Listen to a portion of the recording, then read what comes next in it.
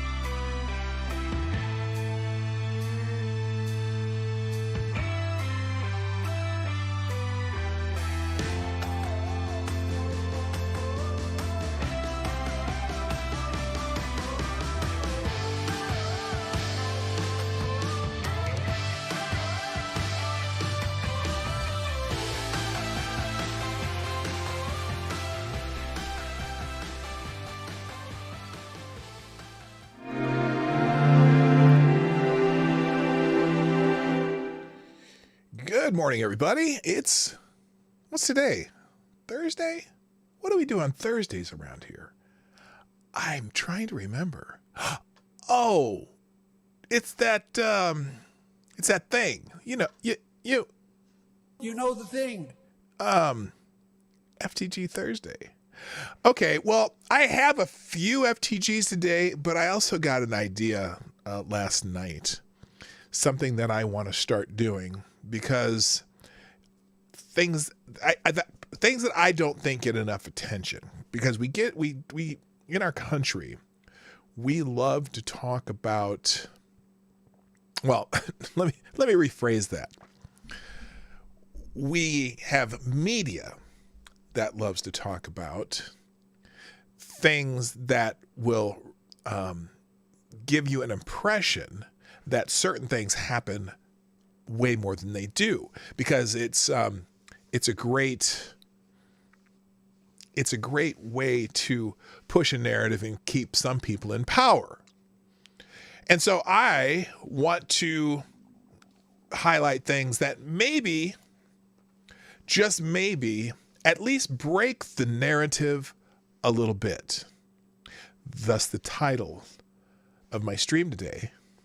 And so it's something that I want to expand on in the future, but I was thinking about last night, and so after I saw a particular article, and so it's something that we will be doing, and I'll kind of give you a little more details after the intro. Johnny, play the intro. Thank you. Ladies and gentlemen, coming to you live from the Lucky Dog studio in a hidden location somewhere in the upper Midwest of the United States of America, it's a brother making his own way, but with all the wrong opinions. Welcome to the Morning Night Live with your host, yours truly, PDawgKnight. All right, stop the music. Good morning, everybody. Welcome to the Morning Night Live. I'm your host, Marty, also known as PDawgKnight on the internet, and welcome back to the Dawg Knight Channel.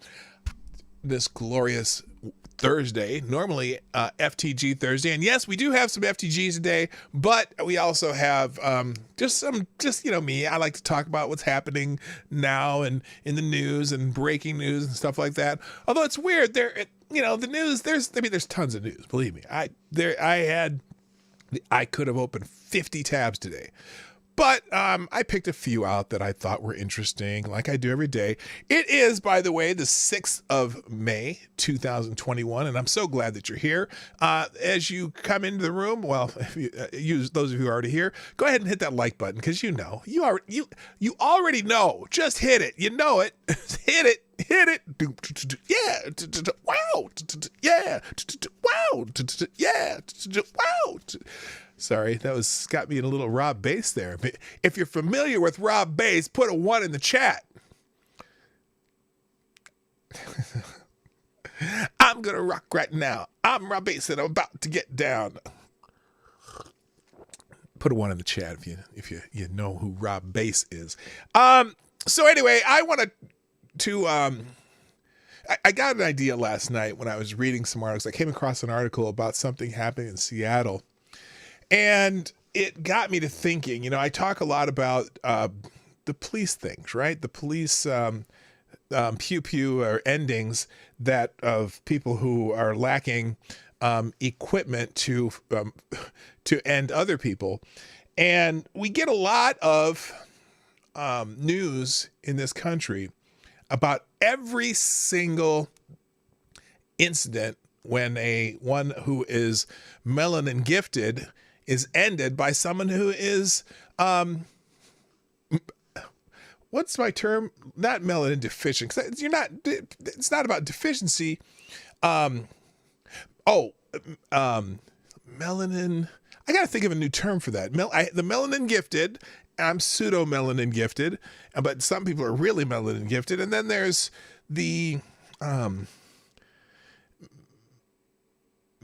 stealth melanin. Let's put it that way. Stealth melanin. Those of stealth melanin and those who are melanin gifted. So when someone who is stealth melanin ends someone who is gifted melanin, particularly if that someone who is stealth melanin has a badge and a uniform, we hear about it every single time, even when they're, even when sometimes it's justified or even if it's ambiguous, you hear about it every single time. And then you got people out there, protesting in the streets and sometimes the extracurricular protest beyond the protest that tends to make things burn and break and shit and burn shit. I swore early. So anyway, we hear about those all the time. And so we get these signs out there, and everyone knows the names, man. Michael Brown and Trayvon Martin and Sandra Bland, and we know all the names, but there's a whole bunch of names that you never hear, and maybe it's because it's so common that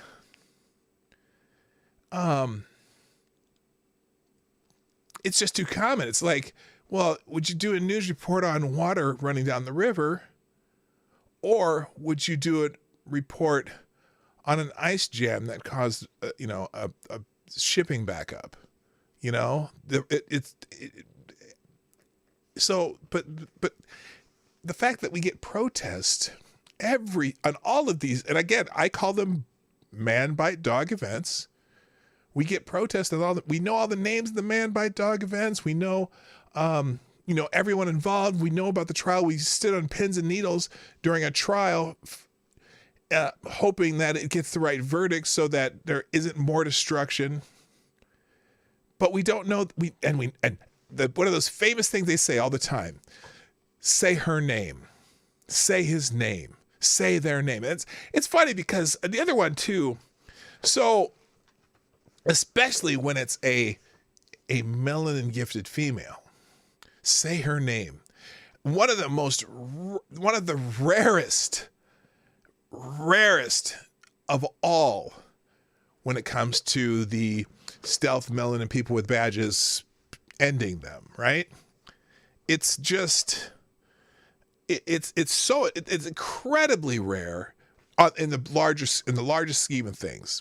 It's funny because people say that, the melanin gifted are disproportionately ended by the stealth melanin guys with badges, right? Well, and disproportionately how? Disproportionately just by raw numbers of demographics? Or is it disproportionate to encounters and or crime in where these things happen? Because granted, most of these things happen in cities, and most of the crime happens in cities, and unfortunately, not coincidentally, it is coincidentally. It's just where people live, where crime happens more in cities than it does in rural. And so, if your concentrations of various demographics are in cities, that's where crime happens. And also, certain demographics just in general have more criminal statistics. You like how I'm code talking this whole damn thing, but I think you understand me here. So, of course, if you're strictly going by demographics, well, there are going to be more police where the crime happens. And if there's more of certain demographics where the crime happens, there's going to be more police encounters with people, regardless of their skin color, regardless of their melanin enhancements. Okay? So it's like, but saying that it's disproportionate based on just demographics, well, you know what else is disproportionate based on demographics? Police ending of males versus female. Oh, males are disproportionately ended by police. It's the same argument, right? So, it's hey, Canon Hotep, what's up, man? I just watched a couple of I've been binge watching Canon Hotep. Check out Canon Hotep on YouTube. Great stuff. And also does segments on Hotep's Been Told You on Thursday night, which today is Hotep Thursday. Go check them out tonight. I will definitely be there too. Nice to see you in the chat, my friend. So, it's obvious if crime happens in cities and demographics in cities, whatever. But look, I want to talk about, I want to just start focusing on the people who no one's saying say their name. People who have, who get ended and then no one's, unless it's local, no one's saying their name. And I wish we would focus on how to stop that. The biggest, we talk about the man bite dogs event. We do want to stop the man bite dogs events. Okay. But I want to stop the dog bites man events, the ones that happen more often. And how do we do that? So anyway, as I've gone through my code talking here, by the way, I do have my cup of reparations coffee, courtesy of Resist Fascism, PDawgKnight.live at the merch tab. So let's go. Well, let's do this before I get started, because there's one case that made the news yesterday. We'll talk about that. But first, I want to say good morning to everybody. First in the chat this morning was Patrice Ripley, who gets the bell. Patrice, our official PDawgKnight K-pop aficionado. Also, good morning, Maddie and Ronan, who gets the good morning to y'all. Maddie, check out Maddie's website too. She has some great stuff on her site. Richo, my friend from down under, what's happening? Advocatus Diablo, the devil's advocates in the house. Also, let's see, I gotta scroll down. I already said hi to Ronan. Joys of Sorrow, nice to see you back 2 days in a row, my friend. I was wondering what was going on with you. I hadn't seen you in a while, so I'm glad you're here, my friend. Good morning, Attack Alpaca, Molly Mags, damn it, Chadwick, also known as Chadwick Dupree, but in the chat, it's damn it, Chadwick. Good morning, Justin Anderson. Good morning to, let's see, I just got to scroll here a while. Jaeger Pony, my favorite Canadian. Lord Stanhope's in the house. Also, good morning to Why Are You So Angry? And it's not a question, that's a name in the chat. Good morning, Keaton. How you doing? I said that, kind of see out there already. Black Hebrew Israelite. That's right. How you doing, my friend? Good morning also, Bastard Beast. Jesse Leon, how you doing? Also, hello to Cannon Hotep, who I said again, who gave me the salute and gave me one of these. I like that. Good morning, my brother. Also, who's else here? Oszan, and that's everyone in the chat so far. We'll bump that up as soon as, or I'll say hi to more people. Again, hit the like, share the stream, because we're trying to grow the channel. Also, if you want to do super chats, that's down below. Streamlabs, if you don't want to give your money to Susan, use Streamlabs, which is in the description down below, or you can just go to open a window in PDawgKnight.live and you can do Streamlabs donations there if you want to sponsor the show. But again, my whole thing is, if you can, great. If you want something that you absolutely need to hear, make me hear, great. That's a great way to do it. But if you're not able, that's cool too. The best thing you do right now for me is share. When I put videos on the channel, when I stream, share those out. So again, like I said yesterday, the more, the merrier. Did I say good morning to Attack Alpaca? I don't know, but good morning again if I didn't. And also Mr. Scott, what's up? All right. So I saw this news item yesterday. Did I see the New York Post? Well, let me give you some background first, because this is one of these people who no one's saying this guy's name, and maybe in Seattle it's saying it, but maybe we'll start hearing the name again. I'm going to remind you, I'm going to go back to June 2020, okay? When the CHOP or Chaz, whatever the hell they call that nonsense in Seattle, that's like 7-block area that blocked off and kind of had their own insurrection that no one's being charged with for anything. And in fact, it's funny because some of those people did get arrested and whatnot. They've already dropped the charges on everybody there. But anyway, not that, and I don't necessarily want to see people in jail. I don't care, but look, be consistent. Of course, again, now I did something that I hate what people do. Hello, legit low talker. I'm talking low just for you, my friend. So I just did something I don't like when other people do it. I hate it when people say, "Oh, look at this incident over here." Okay. And then the incident over there is an example of why there's a disparity in how people are treated.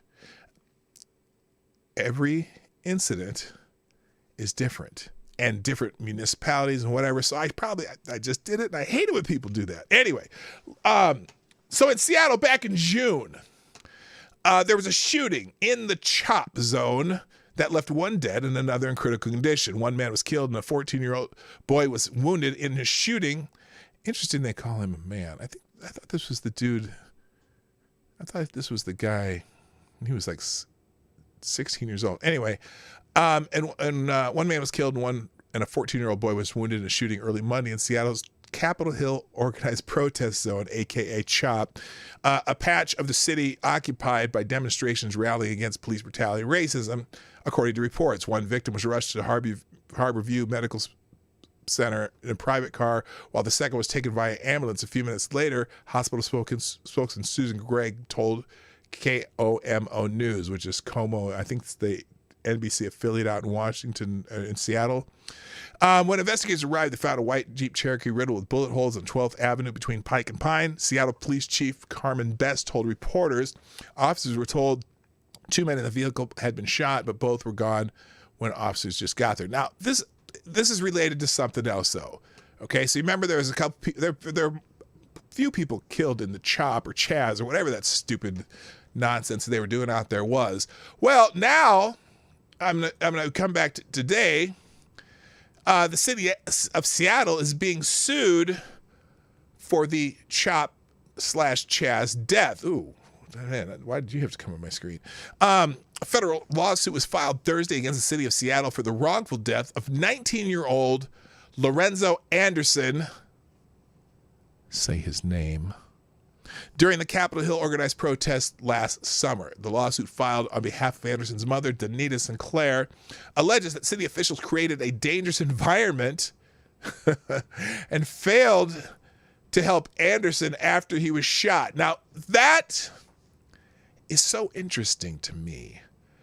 The city officials, this is their alleging, the city officials created a dangerous environment and failed to help Anderson after he was shot.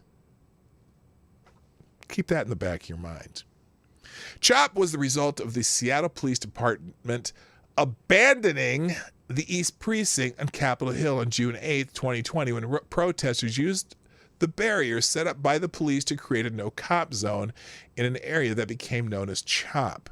On June 11th, Seattle Police what the hell's going on with my scroll here? Won't scroll. Did my mouse die? Hang on. Okay.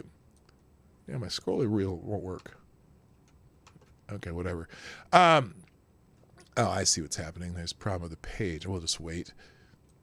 On June 11th, Seattle Police Chief Carmen Best denied giving the order to abandon the precinct, and the mayor has not publicly said who gave the order. Now, remember, if y'all remember this mayor in Seattle, or was it the governor? I can't remember which one. The Summer of Love, was that the mayor or the governor? Anyone remember? I think it was the mayor. Stop, get off my screen. I'm waiting. I said I'm waiting. Now, here's what happened. So Anderson was shot early in the morning hours on June 20th on Pine Street, and the Seattle medics refused to enter the CHOP zone because the Seattle police could not secure the scene.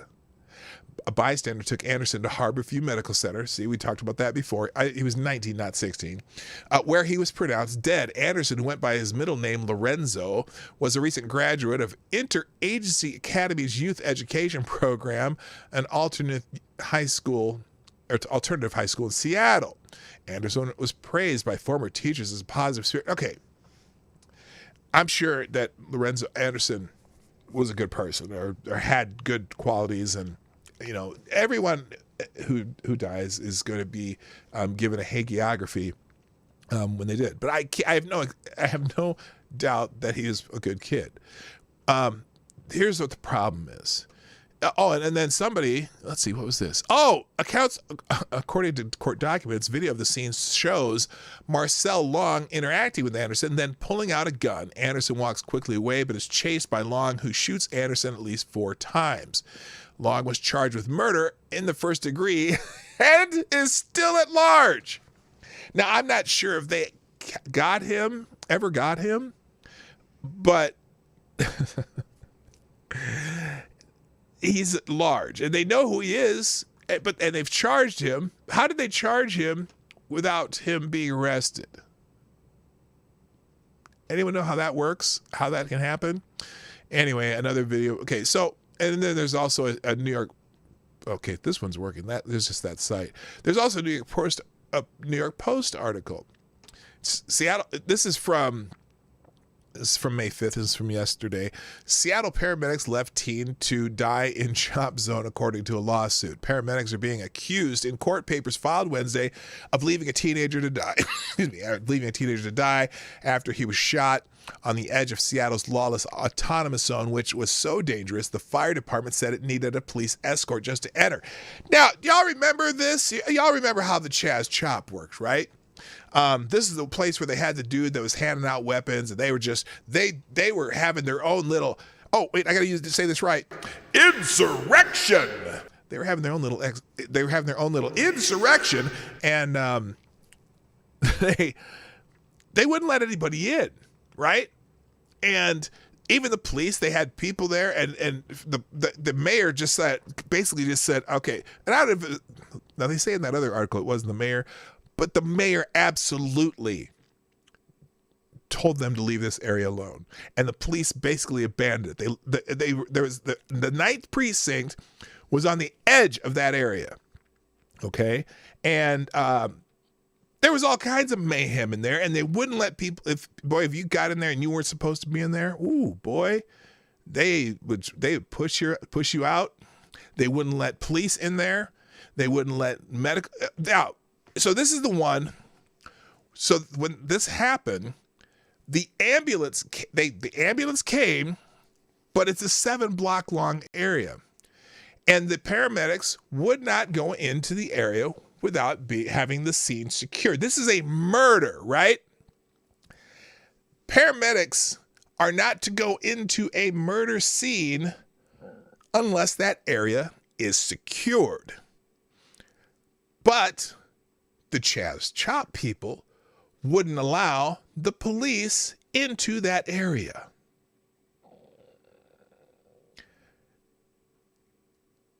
Where a black man was shot and was dying in the street. And somehow, apparently someone, like I said, someone took the other kid, the 16-year-old, and they transported him to the hospital themselves because they would not let the police in to secure the scene because they didn't want the police investigating the scene. But somehow, apparently, some cameras still worked in the area because they found out that, I think, what was his name? Marcel Long, who did the shooting. They've charged him.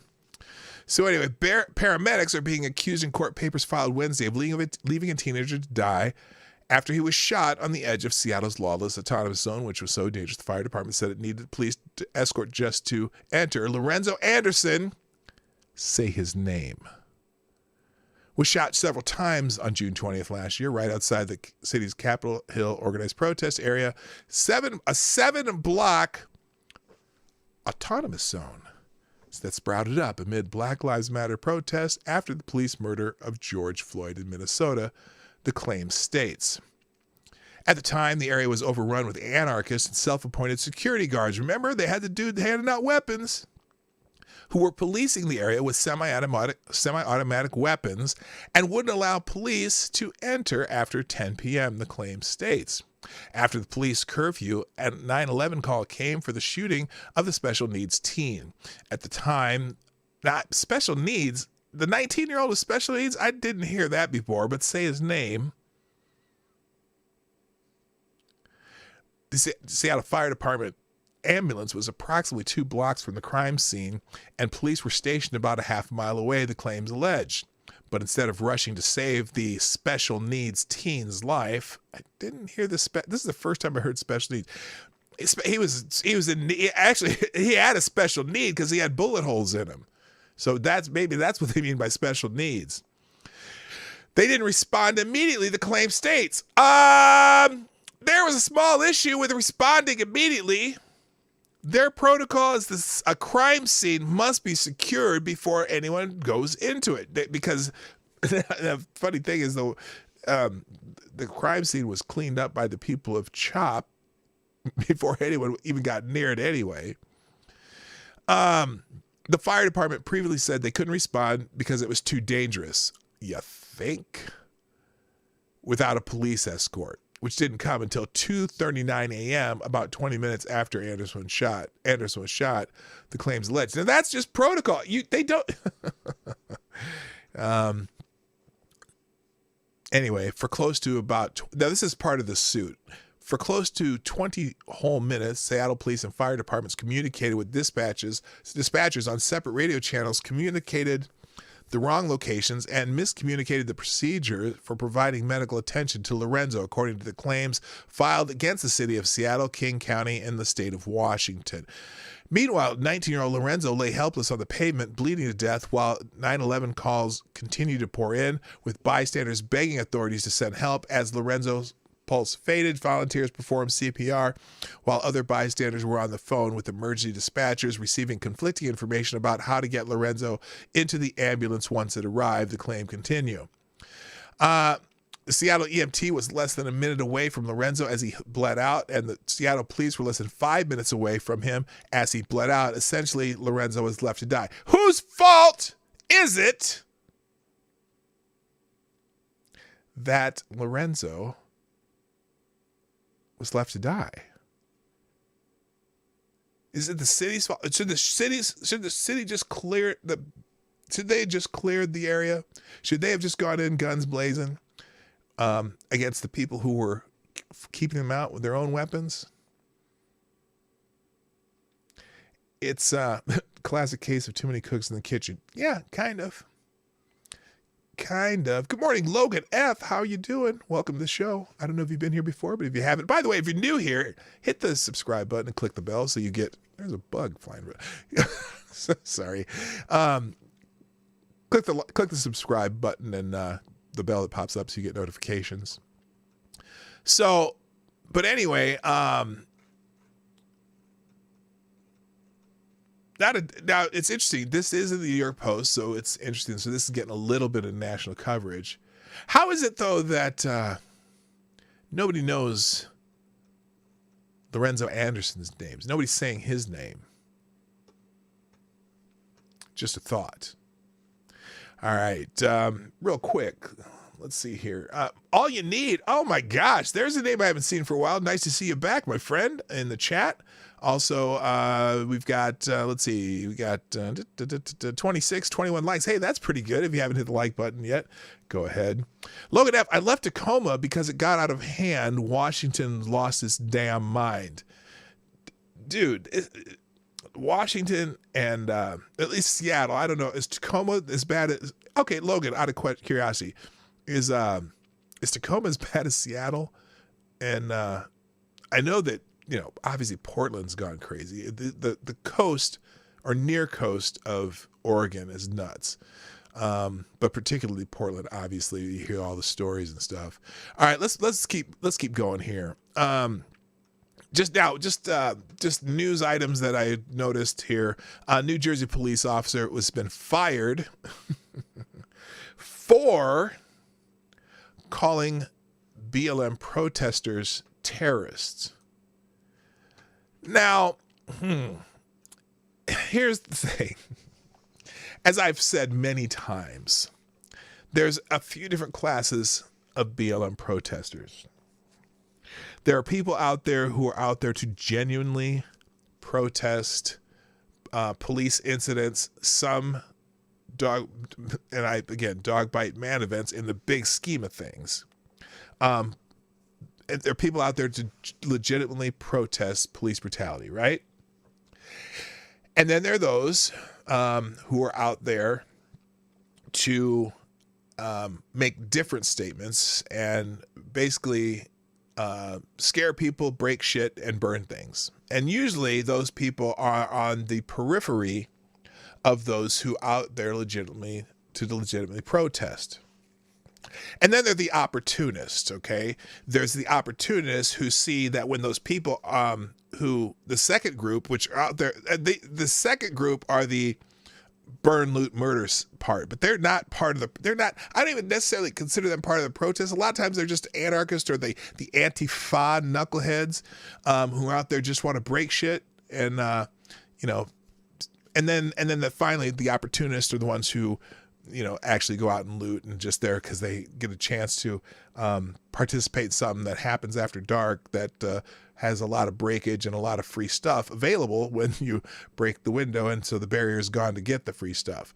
But the legitimate protesters, I would never call them terrorists. They're just out there for their cause, and it's a good cause in the general scheme of things, right? Whether it's too narrow of a focus. I wouldn't say misguided. It has way too narrow of a focus. Because look, those man bite dog events aren't by far not the biggest thing killing us. And I'm saying, when I say killing us, the early death of, black men ages 15 to 54. Okay? It's this tiny little percentage of what happens, but it is easy to focus on because every time one of those events happens, our news media blast it out to everybody. And whether it's a legit ending or a not legit ending, you're going to hear about it. They're going to be say his name or say her name.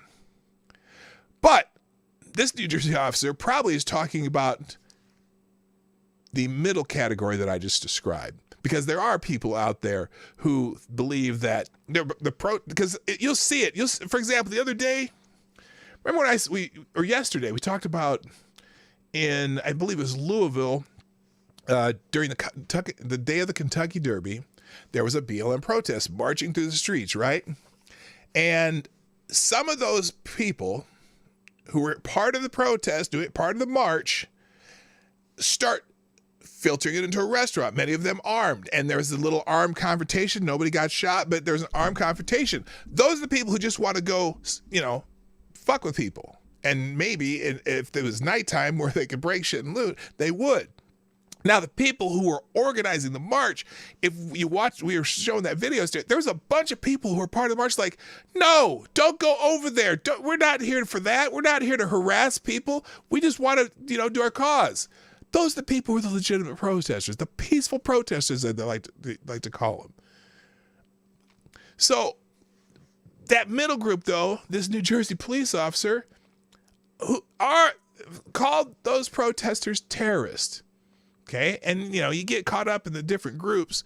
A well-respected New Jersey police officer was fired after a social media post calling Black Lives Matter protesters terrorists resurfaced. Okay, what is this from? Oh, Officer Sarah Irwin. Oh my God, they fired a woman. Oh, those sexist bastards. Hopewell Township police officer.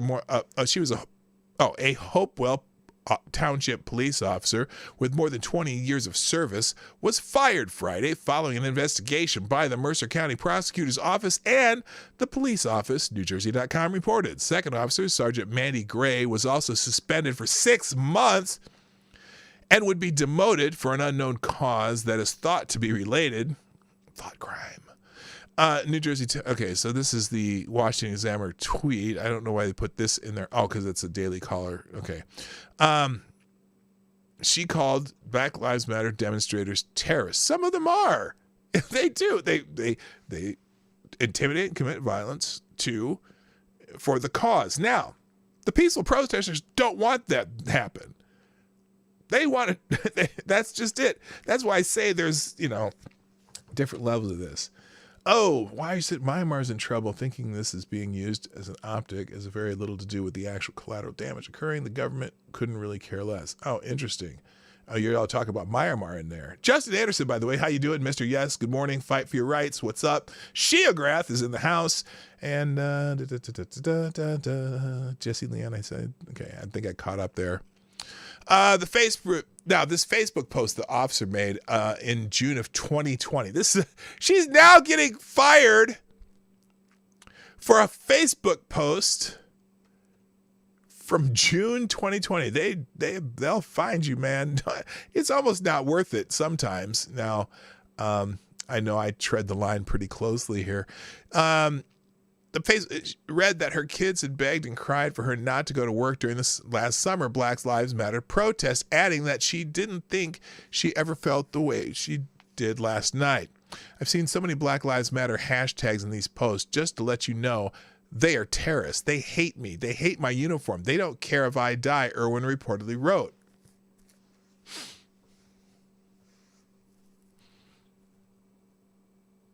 Interesting that, now, is that her perception? For example,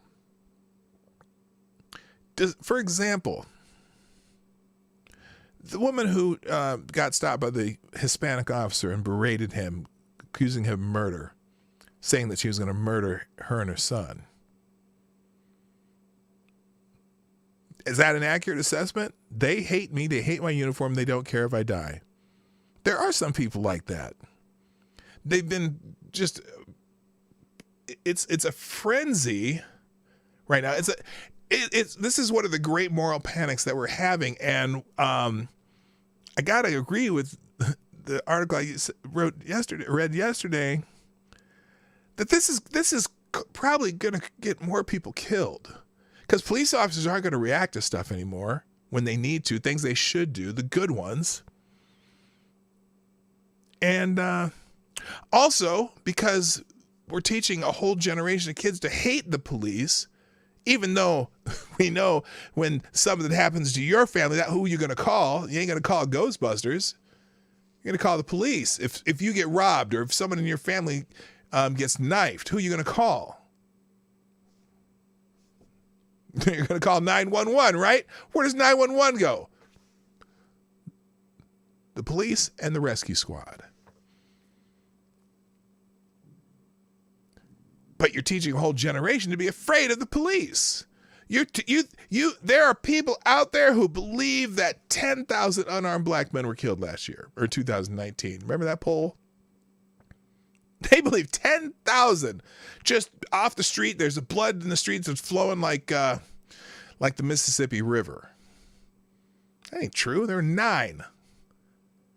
And you could say that, well, about half were justified. The others are questionable in 2019. So her statement here, I've seen so many Black Lives Matter hashtags in these posts. Just to let you know, they are terrorists. They hate me, hate my uniform. They don't care if I die. I can imagine, if you ever seen, it's just as easy to be the last cop of the scene as it is the first. Yes, that's true. And you see how this is not a good scenario that we're working on right now. It's just not. It's just not. So good morning, Sonny McDonald, by the way. And also Sean DW, always lost and nothing else. Alone. I'm going to just clip that Heart song and play that every time you come here. I gotta remember to do that. So anyway, Irwin appeared on Fox and Friends First on Wednesday, stating that she made the post during an emotional time. Yeah, it was an emotional time back then, and she was still devastated that she had been fired. I've never been in trouble in my career, my entire career. You know, let's see. What is that? Oh, then let's see. I've never been in trouble in my entire career, Irwin told Fox and Friends First regarding her firing. Stony Brook Elementary School trunk or treat. Okay, what does that have to do with anything? Okay, so the post initially spawned a loosely related racial discrimination lawsuit from another officer and led to a citywide petition for racial justice in the department. NewJersey.com reported. Frank Savelli, the lawyer representing the two officers, told NewJersey.com that the officers were well-respected and decorated officers in the department with absolutely no disciplinary history, while also calling the actions of the department disgraceful and cowardice. Black Lives Matter protests have recently continued in the wake of the shooting of death of Ohio teenager Ma'Khia Bryant by a Columbus police officer this past April, with some activists calling for officers to be killed in retaliation. Now, again, that line, I don't know if that is that true. Are some of the people saying that? I don't think legit protesters want officers killed either, but there are people out there who do it. So who say it? I'm not saying it's common, but it's out there, and so I understand why maybe the officers might be a little concerned too. But it's a dynamic that we're blowing up without just not ever considering the individual cases. You know, in fact, go watch Cannon Hotep's video on Dante Wright. Okay, it's a perfect example what we all saw and what's happening, and obviously that officer should have a certain criminal charges against her for her just ineptitude. Okay, that leaves the guy dead, and but look at what people are saying about that. Some of the things people say, there's legit reasons to have her charged criminally, and whether or not it was clearly unintentional, but she should be held accountable for it. I don't know why I went to that. I was thinking about that video. That was really great. The media's done a bang up job of dehumanizing police as a whole. They're looked at like stormtroopers now. Yeah, you know, and that's, but it's not just the media doing that. The media are supporting that idea, but some of the activists are saying that, and especially when you get into the more fringe of the activists, the more volatile of the activists. Anyway, all right, let's go on here. Kristen Clark. Let me fit this on the page a little better here. There we go. So she was a nominee in the Department of Justice, and she admits that she was fooled by a hate crime hoax. So she's apologized. She didn't apologize. She regrets attacking senators crucial to her nomination. Howard Welsh, how you doing? Nice to see you. Justice Department nominee Kristen Clark last week said she regrets attacking two senators who votes she will need for confirmation, and having believed I should have done this yesterday. I haven't done a Jussie Wednesday for a long time. Having believed the Jussie Smollett hate crime hoax, according to a committee questionnaire obtained by the Washington Free Beacon. Clark offered the mea culpa in written responses she submitted to the Senate Judiciary Committee on April 26th. Republican senators asked Clark about the combative tweets she published about Senator Joe Manchin and Senator Lisa Murkowski. They also pressed her about her social media post from 2019, saying that Smollett was the victim of an anti-gay, anti-black hate crime. Smollett was later charged with filing false police reports after two men came forward to say the actor paid them to stage the attack. Now, I'm sorry. I don't mean to laugh at the and make fun of the Smollett anti-gay, anti-black hate crime. You know, it was like the wind chill of 29 below in Chicago that night. So I don't know if they, of course, he said they recognized him. I'm curious. There's still something I'm curious about. Yeah, you can do an FTG for Jussie Smollett because he definitely deserves an FTG. I still, to this day, I'm thinking, okay, if he was going to Subway and he was walking on a day where the wind chill was sub 29, wouldn't he have like a hat and a coat and a scarf and a parka over that and some layers? And how would anyone even recognize him? And, you know, at Subway at night, outside of the damn Subway. I just don't know. Good morning, Gamer Valine. How you doing? Okay, so if confirmed, Clark will oversee federal investigations into hate crimes. Oh, fan-fucking-tastic. racial discrimination and police brutality. Clark has already faced scrutiny over racially charged remarks she made in college, as well as for her more recent criticism of police. She also gave a excuse me. Yeah, whoops, wrong one. Anyway, I was having trouble talking, so I needed a. You know the thing. Seemingly inconsistent answers in her written response to the Judiciary Committee about the extent of her involvement in a 1999 conference where several cop killers were hailed as political prisoners. Oh, did she talk about what's her face that escaped to Cuba? I don't know. Clark targeted Manchin and Murkowski over their votes to confirm 2 Trump nominees. She accused Manchin in February 2017 of using hollow words when she offered praise for Martin Luther King Jr. Clark was upset that Manchin had voted to confirm Jeff Sessions to serve as the Attorney General. Oh, I see what you're saying. This is her tweet from there. For those of you just listening, her tweet said, so Manchin said, today we celebrate the legacy of Dr. Martin Luther King Jr., one of the most influential and courageous leaders in our nation's history, hashtag MLK Day. Now, seemingly something that, you wouldn't seem to have a problem with anyone saying that, but Kristen Clark says these hollow words from Senator Joe Manchin, who ignored the words of Coretta Scott King and voted for Jeff Sessions tonight. Yeah, whatever. She said it, and now she's kind of backtracking. Then she called.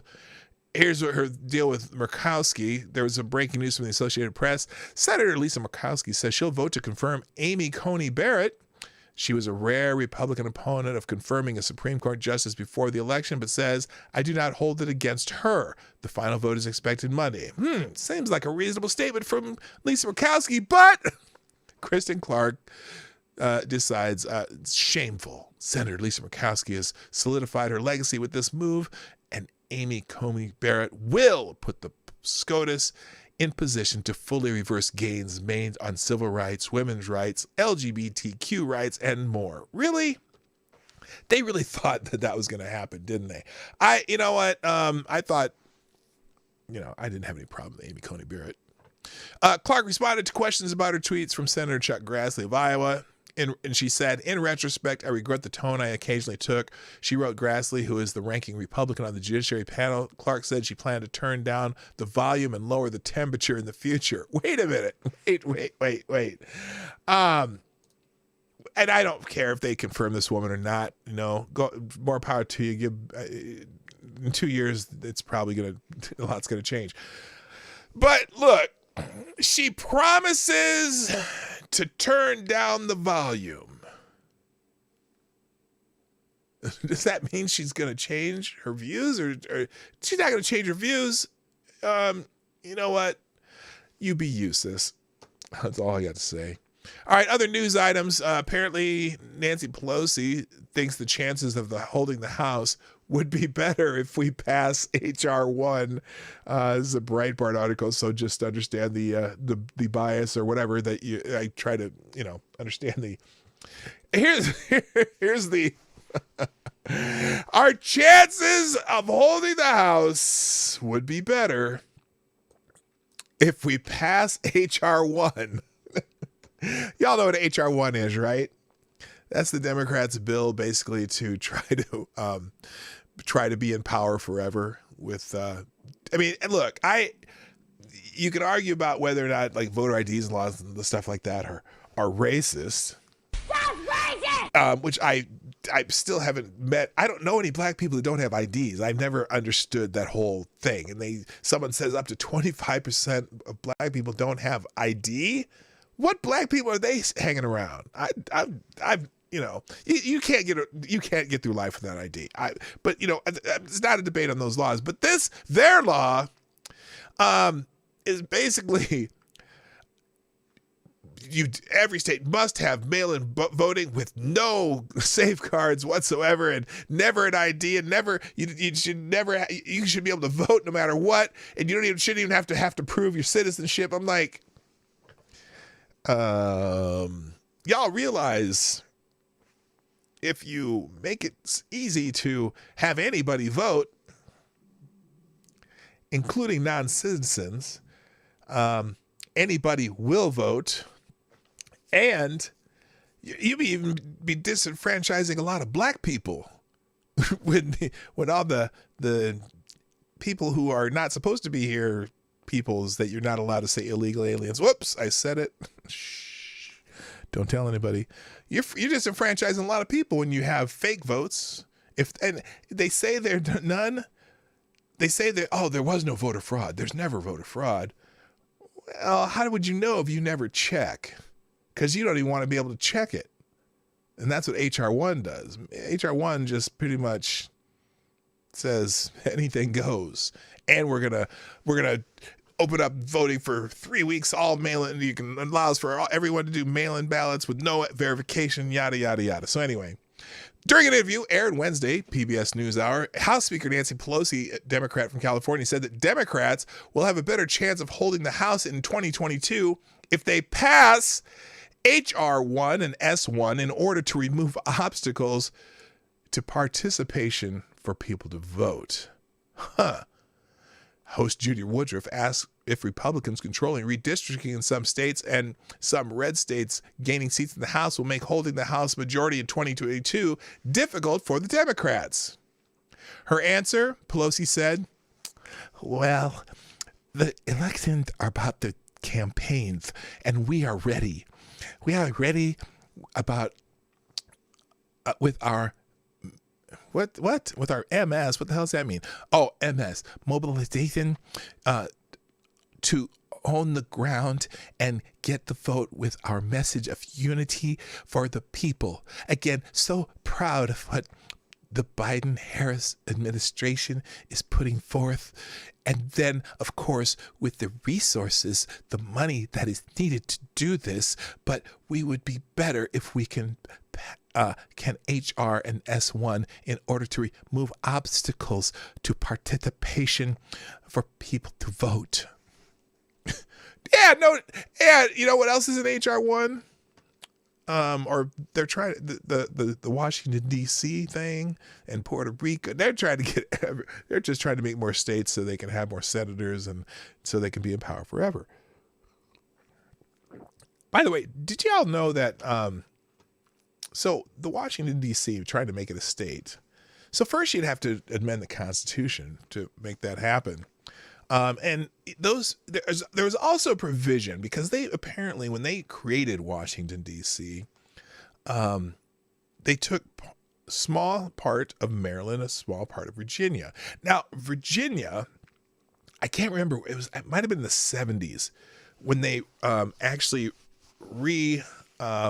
drew the map lines and brought back, no, maybe it was in the 30s, I don't know, but they brought back the part from Virginia back into Virginia.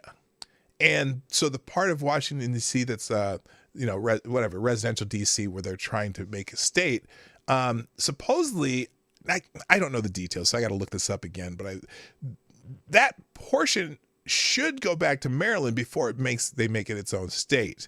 I'm going to have to look that up because I read that somewhere and I'm just talking out of my ass. Anyway, good morning, Somnambule Nation, by the way. I'll try to stop talking out of my ass. All right. So that's that. In St. Louis, Kim Gardner is facing a disciplinary hearing. St. Louis attorney Kim Gardner is facing a disciplinary hearing that could result in the loss of her law license. An investigation launched in 2019 by the Office of Alan Pratzel, the chief disciplinary counsel appointed by the Missouri Supreme Court, has found probable cause that Gardner committed professional misconduct during her past attempts to prosecute former Republican Governor Eric Greitens. KMOV reported.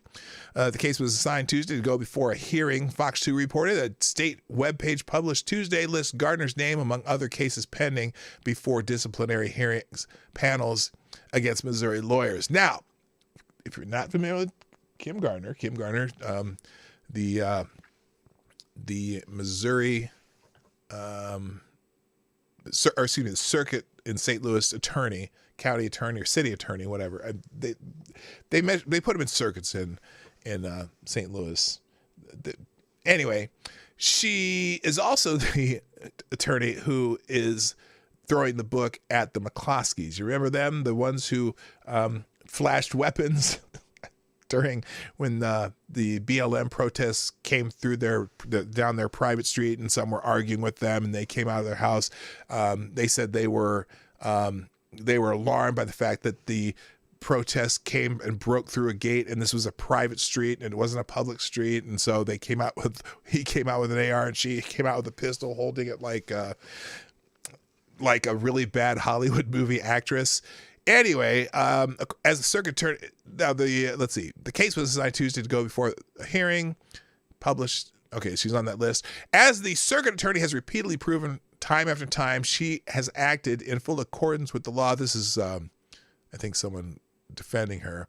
During the investigation into former Governor Greeton's, Gardner's office said in a statement released Tuesday evening, despite several investigations attempting to uncover illegal wrongdoing by her office in this case, none has ever been found. We are confident that a full review of the facts will show that the circuit attorney has not violated ethical standards of the state of Missouri. She's having a little battle with the attorney general too, because the attorney general has taken away cases from her. So anyway, Gardner later had made national headlines in a separate investigation into Mark and Patricia McCloskey, who were indicted by a St. Louis grand jury in October on felony charges of unlawful use of a weapon and tampering with evidence. She was disqualified from prosecuting the couple after her campaign fundraising emails infringed on the McCloskeys' right to receive a fair trial. Circuit Judge Thomas Clark II ruled in December. According to law officer, Gardner's emails suggested that by charging the McCloskeys in July, she appeared to have initiated a criminal prosecution for political purposes. So she was using that case in her political ads, and that was no bueno. Anyway, if you want to read by the way, if you want to read some of these articles, because I'm not reading the whole thing on most of them, you want to get the rest of the details right after the show, down in the comments, the what's it called? The description, the video description. I'll have a single link that'll have a web page that'll have every one of these pages linked on that page. It's called a one-tab link, and it will be in the description immediately following the show. So if you hang out during the outro, I usually have it done by the end of the outro. Otherwise, you can click back here later. Good morning, Spambot22 and Teresa the Kid and Terai Deos. How you doing, my friend? All right, moving on. Let's see. What was this one? Oh, this is about vagines. The stupid 19 stabs. This is an article about stabs. And it's interesting. John Podhoretz believes that Joe Biden has failed us with the stabs of the stupid 19 stabs. You know what I'm talking about? Mike Savage. Blarg. Let's see. I have a couple different articles on. Where's my Fauci one? Oh, I should save that for the Faucism. There's an article talking about Faucism. By the way, you should always resist Faucism. Regarding the stab, let's talk about Biden first. Interesting editorial in the New York Post. From the first moment of his presidency, Joe Biden has received rave reviews for his handling of the stupid 19 coronavirus response. Real quick, let me do a quick thank you. Thank you, Gunfox61, by the way. Good morning, sir. Gunfox, our administrator of the PDawgKnight Channel Discord server. And also Gunfox61. You are the new Streamlabs Superstar Donor of the Day. Thank you very much for the quince. I keep calling it quince, even though that doesn't mean what it's supposed to mean. Who says, congratulations to SpaceX for the successful landing of SN-15 yesterday at 5:30 p.m. Central Time. This marks the first successful landing of a Starship. SN-10 did land very hard, then explode afterwards. Oh, that was the first one. So SN-15 landed successfully.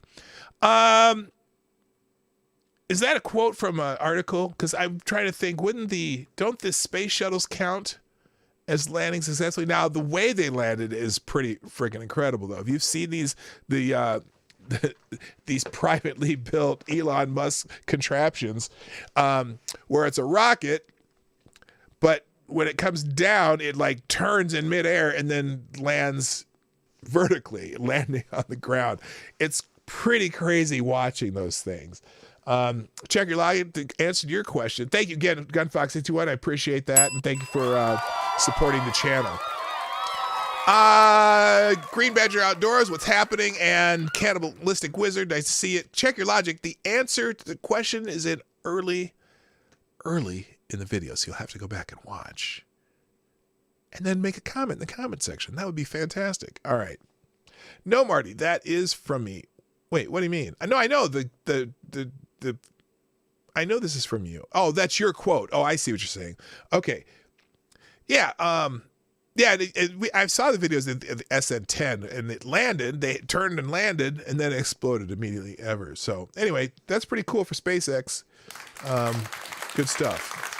And again, thank you, Gunfox821. Again, if you'd like to support the channel, like, subscribe, click the bell, share the stream.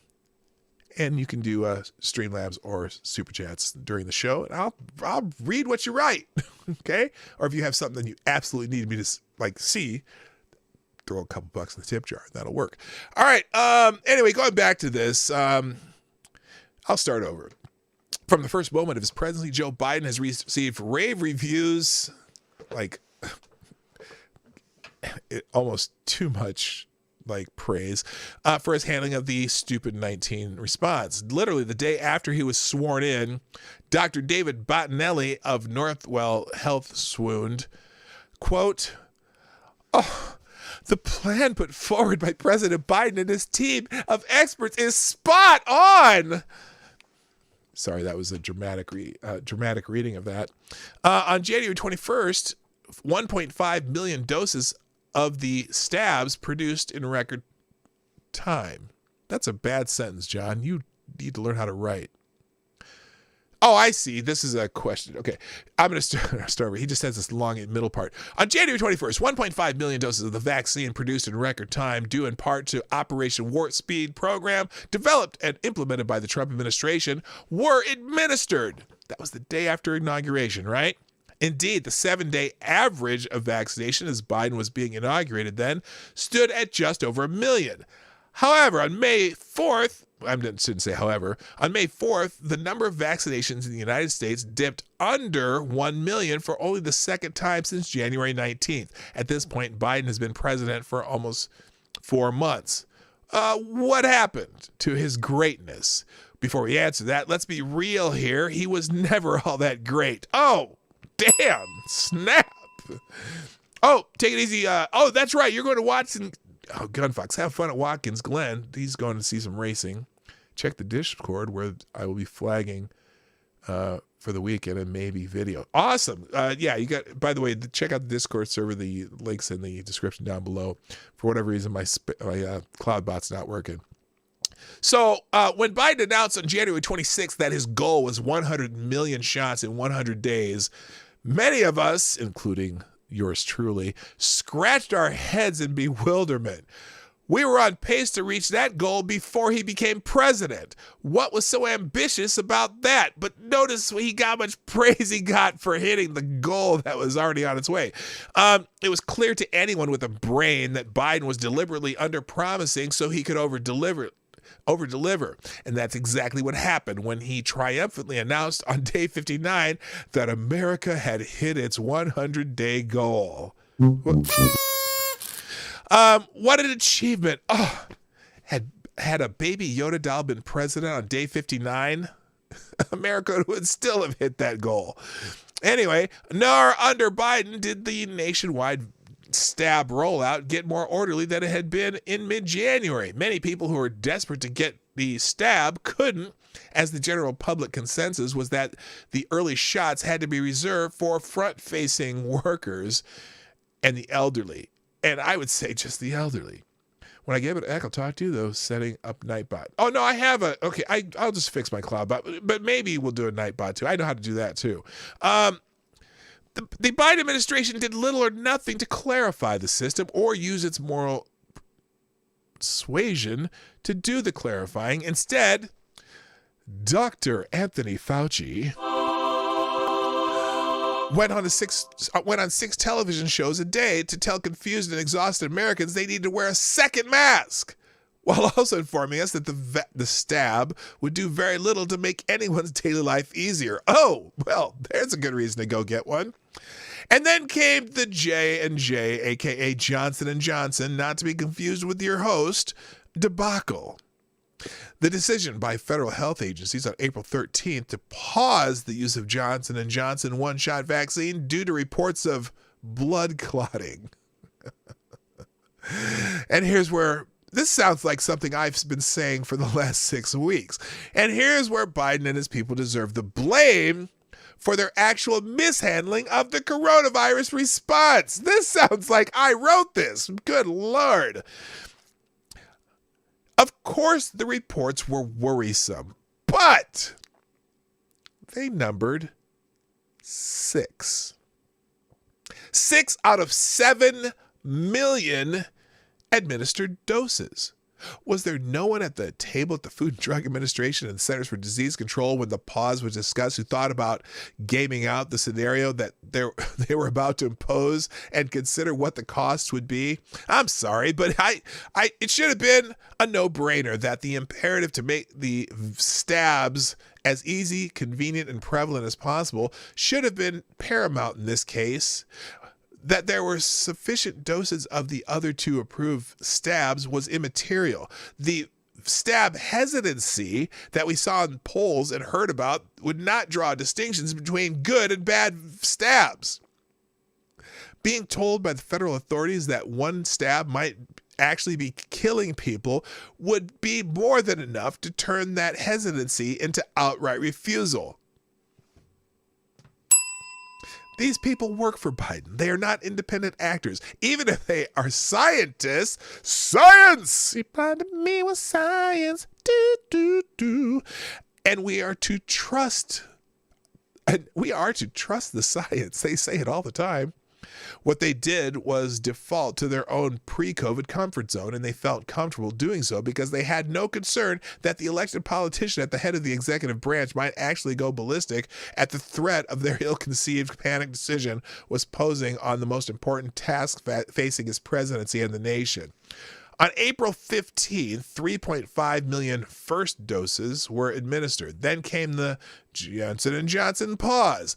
Only twice since have daily first shots climbed above 3 million, and by the end of April, after the pause was lifted, they sunk to around 2 million a day. The May numbers are simply calamitous. Demand for the stabs has fallen off a cliff. The 7-day average at the end of this week will be considered below 1 million. At the moment of truth, when Biden and his people needed to step up and make the tough call to keep the stabs flowing so that the American confidence in their value wouldn't continue to grow, he didn't.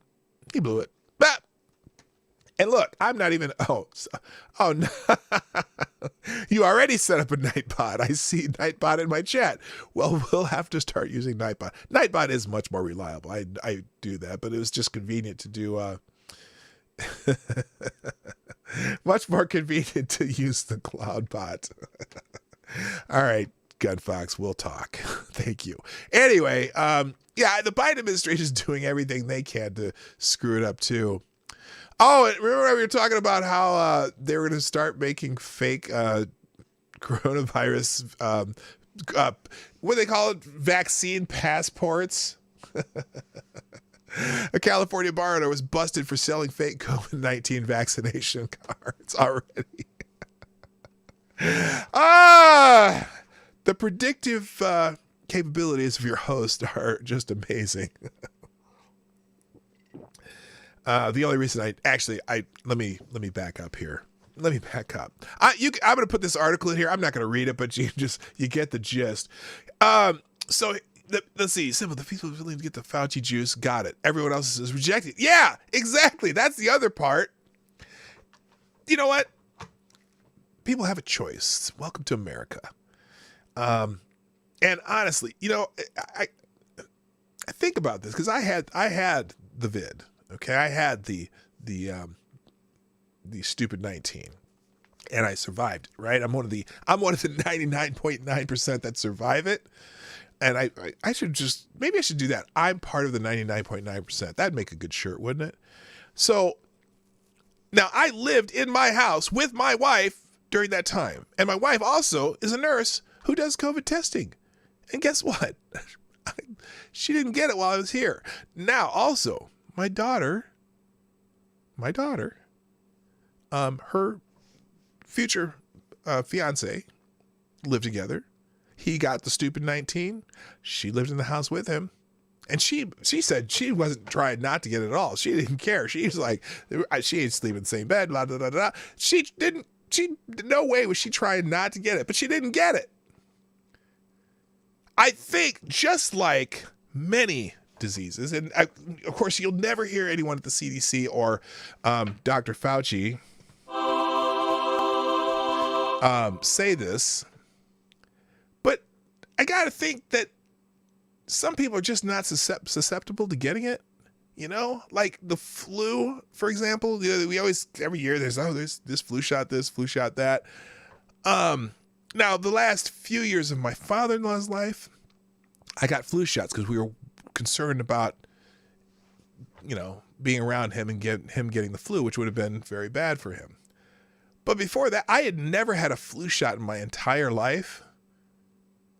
And yet, I've been around people who had the flu, and I've never gotten the flu. That's one that I've never gotten to. I'm not susceptible to it. For some reason, I'm not susceptible to getting the flu.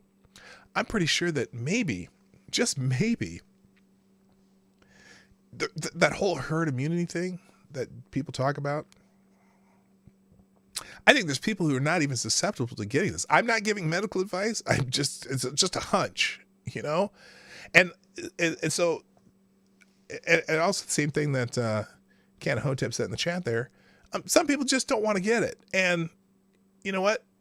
They're willing to take the risk. And so maybe she was asymptomatic. Well, she might have been, or she might have got it last year sometime. And we didn't know it because she was asymptomatic. That's the other thing. We don't really know how many people got this. We know that there's the one study, I think it was in Iceland, when they went and did, they did tests on people, they did random tests on people to see, if people had it.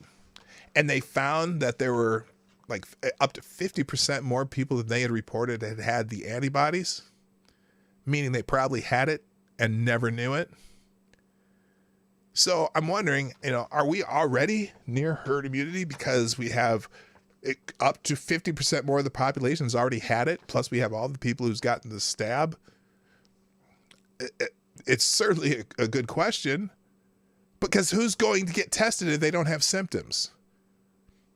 If you don't have symptoms, why would you get tested? Because you're not, you don't think you're sick. Nobody, Pirate Pete, how you doing? Infamous One, how you doing? Nice to see you.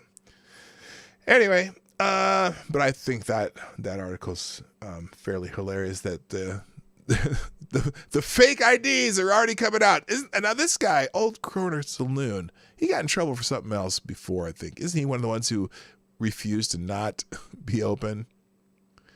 Todd Anderson, the owner of the Old Corner Saloon in Clements, sold the fake cards to undercover agents multiple times. He's only getting $20 a piece for him. I think I could do better. Just saying. Anyway, let's see. Oh, social media. Let's talk about a little social media. I'm running out of time here, so I'm going to try to get to these last few because I want to talk about Dr. Fauci. That joke will never get old. Anyway, now, as you know, people were waiting with bated breath yesterday, or the day before yesterday, especially. Oh, every news station was talking about it, how they were, Trump might get his Facebook back, but there's a review board at Facebook that was going to convene to see if they were going to allow Donald Trump to have his Facebook back. Oh no. Well, Jack Dorsey's chimed in now that Facebook isn't giving Trump his Facebook back, and now Twitter has suspended Trump's new, apparently he had a new account, Trump's new From the Desk account. Now, I'm curious if Donald Trump put together this account or not. But anyway, Twitter suspended the account for former President Donald Trump's newly launched communication platform that he uses to post his statement. The 45th Commander-in-Chief revealed that his new website, From the Desk of Donald J. Trump on Tuesday, which allows him to provide his thoughts in Twitter-style posts that can be shared on social media sites he has been banned from. I'm waiting for the first person to get banned for posting things from Donald Trump's From the Desk website. The site is meant to serve as a place to speak freely and safely. A statement from the team, Trump argued. The team is also working on developing the site further to give him the ability to communicate directly with his followers. Trump moves to circumvent social media blockades did not appear to work out, however, at least not with Twitter. Wednesday evening, the account called DJT Desk has been suspended. Now, I'm wondering, is DJT Desk related to Donald Trump? Yep, account suspended. There you go, right there. That's hilarious. So anyway, let me get rid of that. Twitter did not immediately respond to the post request for comment. Reps for the president did not respond either. Oh, gosh, this is news these days, whether or not Donald Trump gets his social media back. By the way, social media, you wonder why maybe you're struggling, because didn't Twitter have a loss this year or this last year, like a pretty major loss? Well, social media interactions about the former president have fallen 90% since January. Oh, go figure. Most of the interactions about Trump were responding to Trump, which lots of people like to do. Social media interactions about former President Trump have gone down to 91% since January, according to data compiled by NewsWhip. There's a company called NewsWhip that is counting interactions about Donald Trump. Oh my God, this is just insanity. The company found that from January 6th to May 3rd, social media interactions about the former president dropped dramatically after the end of his second impeachment trial. Trump still remained a heavy topic after the January 6th insurrection at the Capitol, but the interactions have since gradually fallen off. Well, duh! He's not the president anymore. Oh, gosh, who cares? All right, let's see. This was crazy. Now, here's a couple bad cops. There's good cops and there are bad cops. And yesterday I showed you some good cops, and today we have some bad cops. There was a video released of DC cops allegedly drag racing and crashing. Good Lord. Newly released body camera footage shows part of an April crash that totaled 2 Washington, D.C. police cars after they were allegedly drag racing. The release of the footage this week comes amid an Office of the Attorney General probe that could result in charges against the officers involved in the race down a residential street. At least one officer has been fired due to the incident. Well, of course, they should be. Obviously, these types of things are unacceptable. They're embarrassing, Metro Police Department Chief Robert Conti told reporters at a news conference a Fox DC5 video showed. So here's where they crashed. What the hell? Let's just watch the video, okay? Just because here's the from apparently this is a YouTube video, so we'll put it in scale here. What the hell happened to my? That's not in scale. What happened to that? Did I mess this up?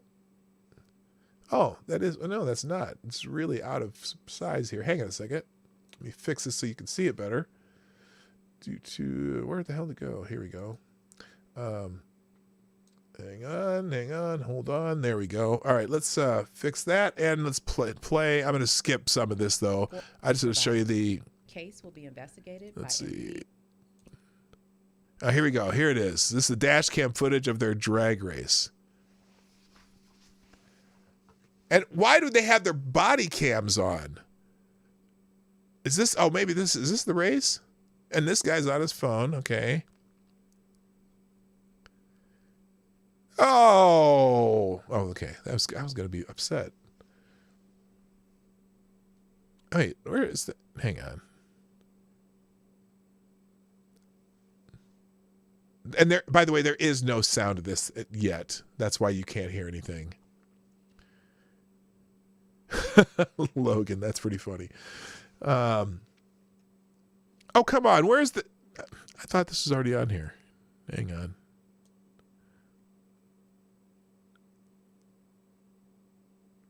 Is this not the... Oh, here it is. Okay, here we go. This. They're getting ready to... Here it is. So they're drag racing down a residential street with another cop in their cop cars. What a couple of idiots.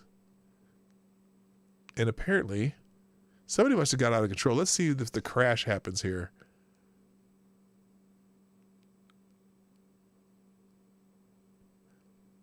Oh! Oh!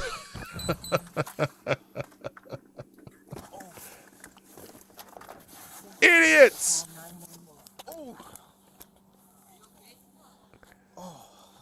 So apparently the one swerved in front of the other. I mean, come on, dumbass. What were you thinking? Did they have their sirens going? And see, that's the thing. You don't have sound until after they crash. But again, here's the crash. Oh, too early. Too much. Let's go right here. Here we go.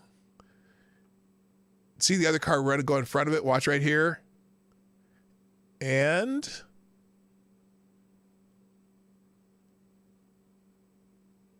right. There it is. There's the other car. What?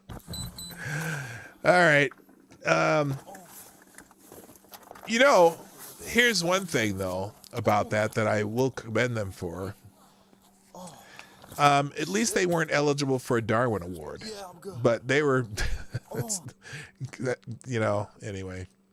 All right. Apparently there's a voting rights bill in Florida that's Ron DeSantis just passed. I haven't read it yet, so I'm just letting you know that he is signing it. And of course, CNN says voting rights under attack. It's supposed to be very much like the Georgia bill, but I don't know. Again, I'm not going to get into details of it.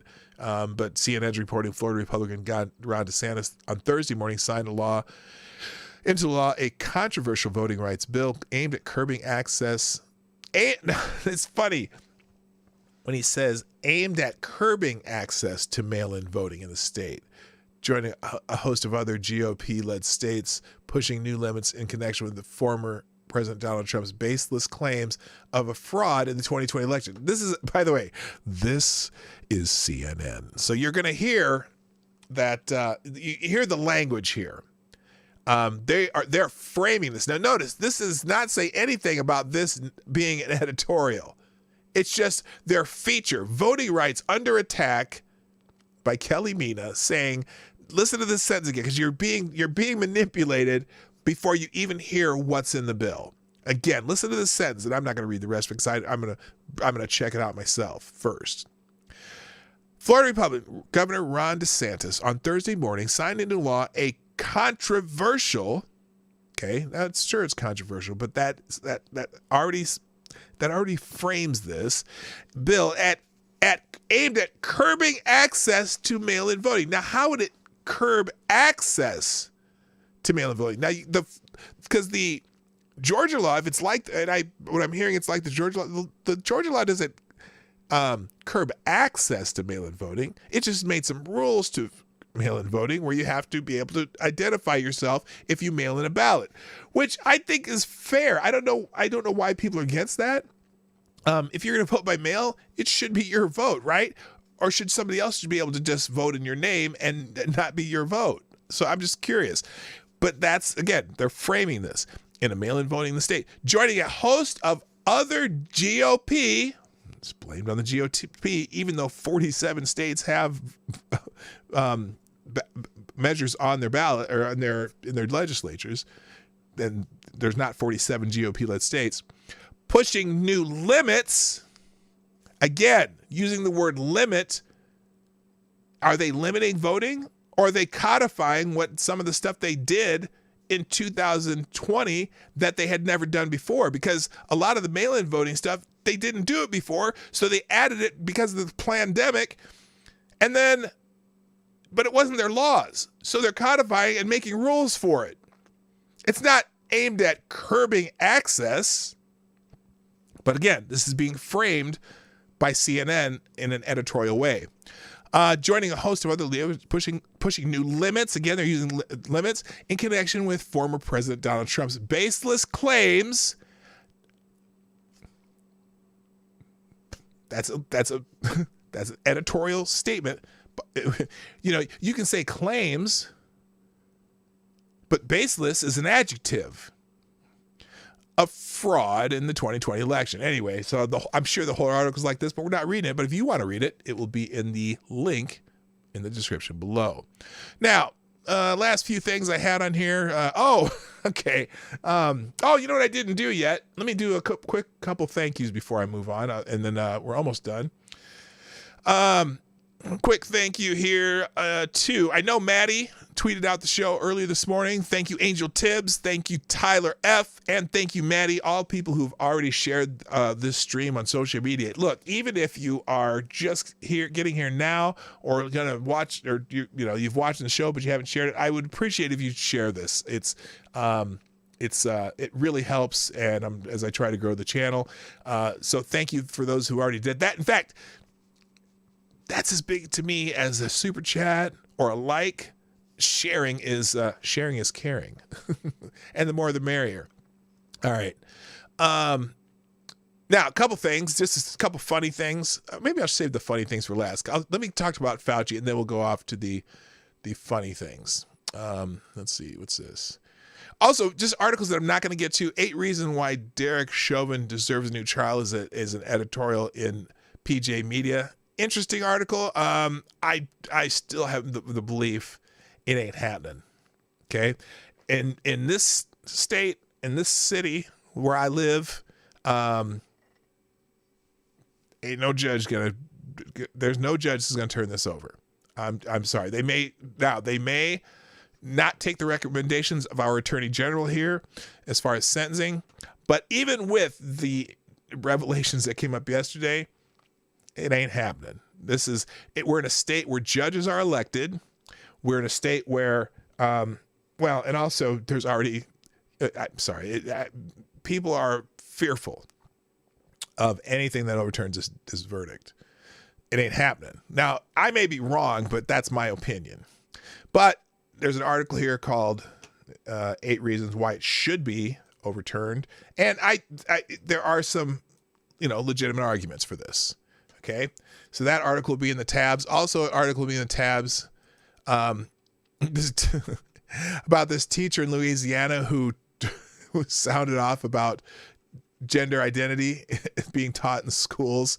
This is a brave man in this day and age, and we'll see what happens with him. Maybe I'll get to that. But let's talk about Fauci real quick. And because I want to make sure that we all resist Faucism. And so I laughed when I saw the title of this article because we've been talking about Faucism here for a while. Faucism in theory and practice. Anthony Fauci is hailed as the nation's leading expert. Oh, I'm sorry. Forgot about that. Leading expert on infectious diseases. In reality, he's the nation's leading white coat supremacist. I didn't even read the subtitle before. And a deep state fraud. No lies here.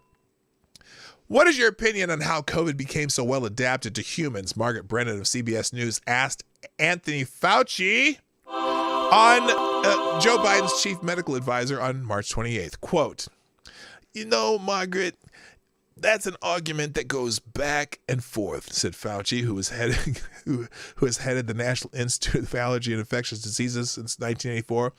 A very plausible explanation for this is that this virus jumped from an animal host, a bat, to maybe an intermediate host, and then to a human. The other theory is that it is accidentally escaped from a lab. I think the most likely one is that in nature, in the wild, it adapted itself, Fauci concluded. Brennan showed no interest in the science behind that astounding statement. All right. Oh, thank you, GunFox61, for the deuce and via Streamlabs. and you are still the superstar donor of the day. How can the Democrats wholesale cheat with dead people voting if people have to show ID? Oh, that's true. That's racist to think, that's racist to think POCs can't think for them or can think for themselves and get IDs, and illegals have to vote 5 times. IDs are racist, CNN said so. Well, thank you, Gunfox61, for the super chat, and I'm not necessarily I'm not disagreeing with that statement at all. Hello, Ryan Walters. How you doing? So Brennan didn't care about that answer. She says, all right, she said, and as you're acknowledging there, no evidence. We're still looking at it. We'll continue following it. Dr. Fauci, thank you for your opinions. And you're saying no follow-up questions. He just, whatever he says, baby, whatever he says, there's no evidence. She is poo-pooing the second one. That is, it accidentally escaped from a lab or whatever. Oh my God.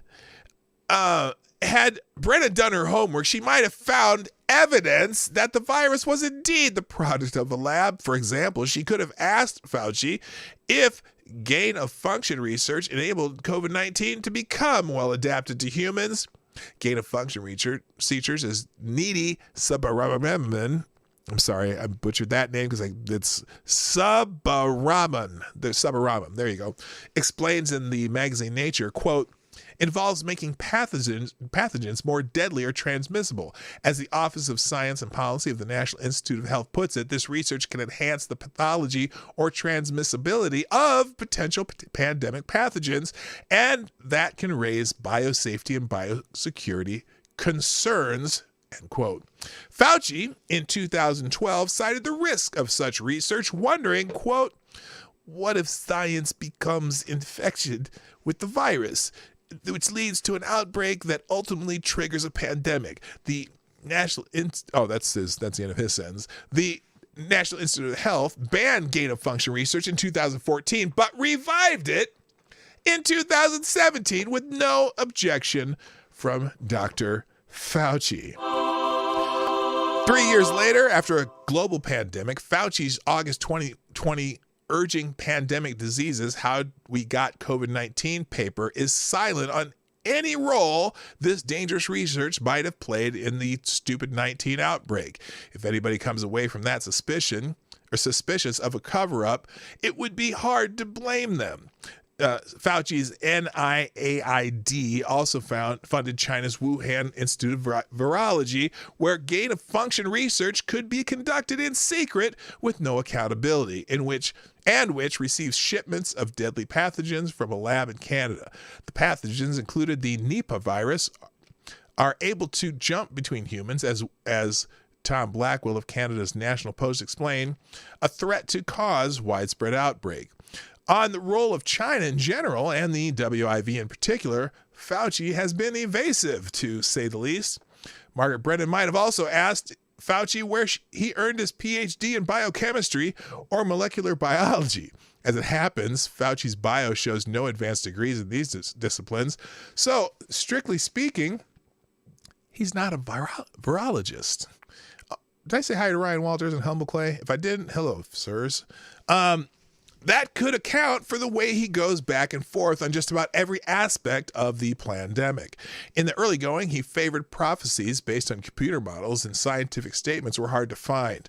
Fauci earned a medical degree in 1966, and 2 years later was hired on with the National Institutes of Health. Oh, you mean he hasn't been a practicing doctor since 1960? Well, whatever, not even that. In 1990... Nobel laureate Kari Mullis, PhD in biochemistry from the University of California, Berkeley, and inventor of the polymerase chain reaction, said Fauci doesn't understand electron microscopy and he doesn't understand medicine. He should not be in a position that he's in. Wow.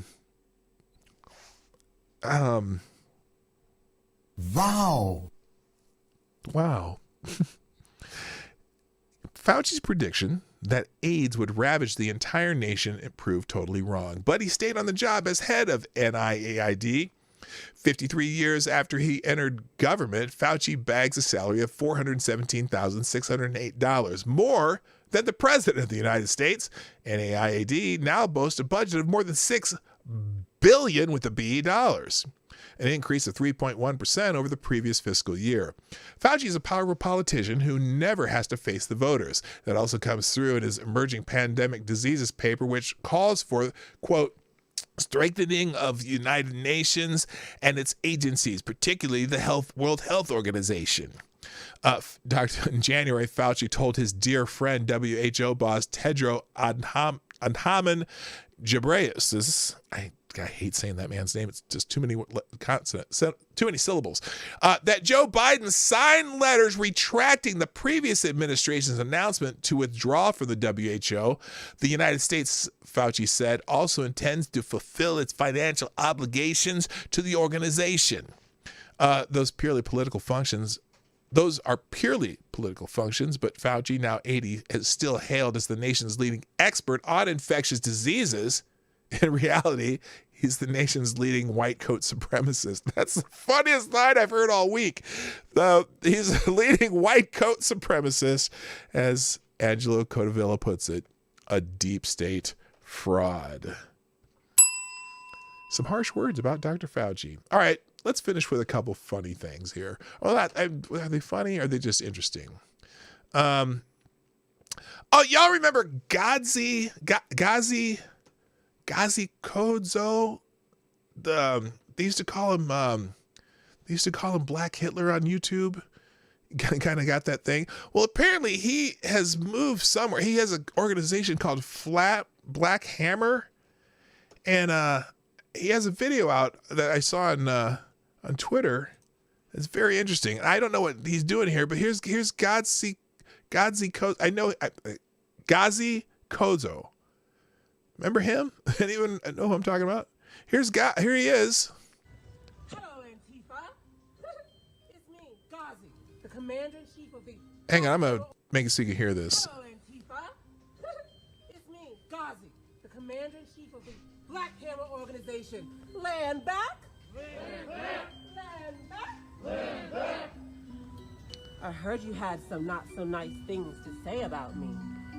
So he and his Black Hammer organization, Uhuru, Gazi Kodzo, yeah, Uhuru, yes, that's who this is. And apparently he's beefing with Antifa, so here we go. I heard you had so nice things to say about my hammers. I heard you had not so nice things to do to one of my members, one of my dear, dear members. An African Filipino mother that you doxed and thought you could get away with it, thought we were going to back down, thought we were going to take it. I like the music in the background. I'm probably going to get a music strike for this. You messed with the wrong one this time. So anyway, that's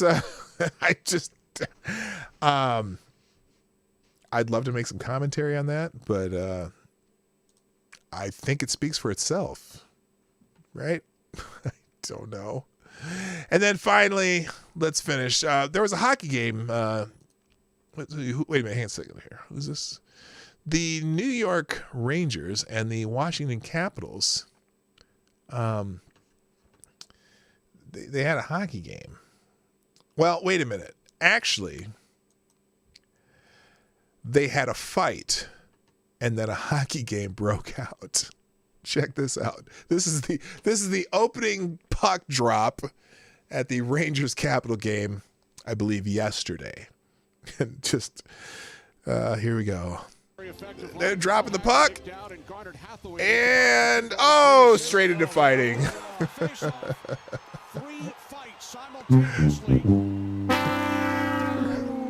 Just immediately went gloves off. 1 second in. Now, something I've never really understood about the NHL. just, is this, look, I live in Minnesota and I see, there's hockey is very popular here. Okay, so there you go. I just, what I have never understood, you know, if you're in the NFL or the NBA or Major League Baseball, and that's the first thing that happens, those players are just ejected like immediately, right? They don't come back for the game, and they might be suspended for 2 or 3 games, right? In hockey, penalty box, 5 minutes. That was the greatest start to a hockey game I think I've ever seen in my life. Anyway, all right, gang, it's time for me to go because I've already run over. If you're new today and watching the show, please, before you go, do click that subscribe button and click the bell. If you enjoyed this, or even if you only slightly enjoyed it, I'm okay with that. But just come back anyway. You might enjoy it more the next time. And also, please, before you do anything, click the like button. And if you please so kindly share the stream. If you're watching on a replay, put a comment in the comment section. Tell me what you think about some of the things we talk about. Or if you have suggestions for things to talk about, you can put that there too. And finally, if you want to support the show, if you want to sponsor the show, you can always do that through YouTube Super Chats and Streamlabs donations. That's in the description down below. You can also do Venmo and Cashapp is all in the description down below. Check if you want to read the articles from today. You can't. They will be in the chat, or excuse me, in the description, just before the outro is over. Anyway, that's it for today, people. I do need to leave because, you know, I have other obligations. Programming note again, Friday next week, not tomorrow, but Friday next week, the show is going to be at an ambiguous time because I have an all-day event happening, and so it'll be whatever it happens. Just letting you know in advance. And someday I'm going to have, I'll have some guests here coming up in the next few weeks. I'll announce those later. That's it for today, people. I got to go. My name is PDawgKnight, and I'm out of here. Bye-bye. Hey, this is PDawgKnight, and thank you for watching today on the PDawgKnight channel. If you have an observation or remark you'd like to make about this video or my channel, I absolutely welcome you to write it in the comment section down below. I really look forward to hearing from you. And before you go, if you like what you saw but you're not already subscribed, please make sure you hit the subscribe button and definitely click that bell that pops up afterwards so you'll be notified when I post new videos or when we go live. I broadcast my live show, The Morning Night Live, Monday through Friday at 10 o'clock Eastern, 9 o'clock Central. A special thank you to all the supporters of this channel who share our videos on social media and who make donations through Streamlabs, YouTube, Venmo, and Cashapp, which are all linked in the description down below. Thanks again, and until next time, I'm PDawgKnight, and I'm out of here.